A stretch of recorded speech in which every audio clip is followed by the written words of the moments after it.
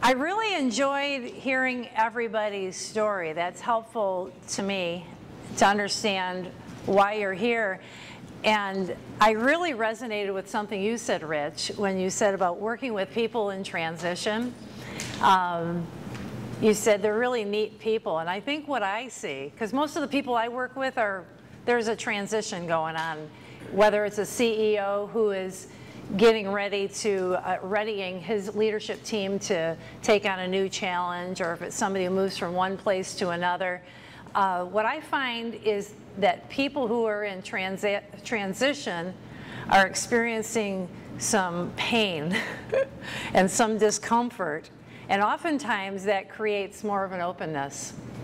And within that openness and that willingness is the place for growth. And that's the world that I revolve around, and that's the world of development.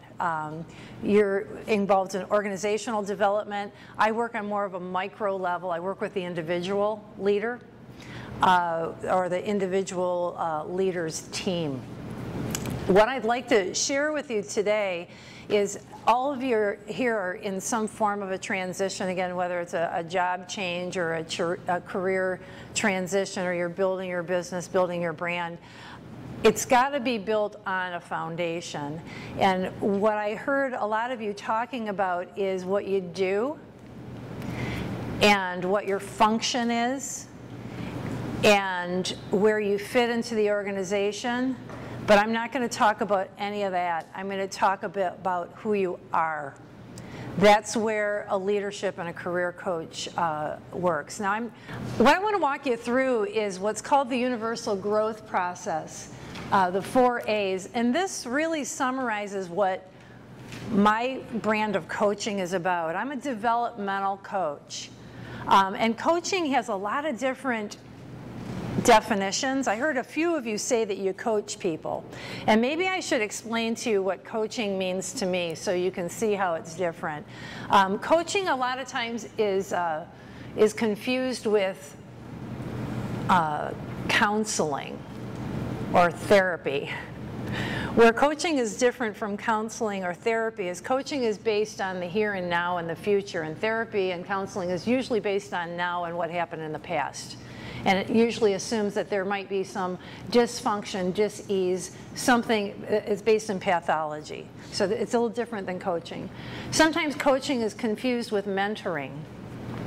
It's not mentoring. A mentor is somebody who's been there and done that, senior person bringing the junior person along. Sometimes coaching is confused with consulting. Consulting, as I see it, is an outsider comes in, identifies what the problems are, and prescribes some fixes for the problems, and then disengages. Interestingly, my coach calls himself a recovering consultant. And he said he stopped being a consultant because he said it didn't work.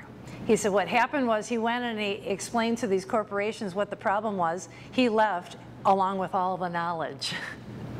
So that's where coaching is a little bit different than consulting. Coaching is not training. I'm not a teacher to my clients. Training is an outside in. I have knowledge, I give it to you.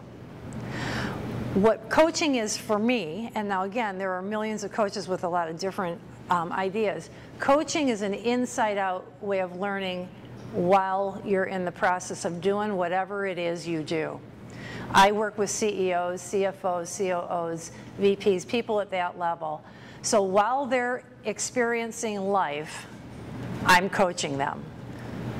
I'm helping them become conscious of who they are and what they're doing so they can decide if who they are and what they are doing is in line with their strategic plan.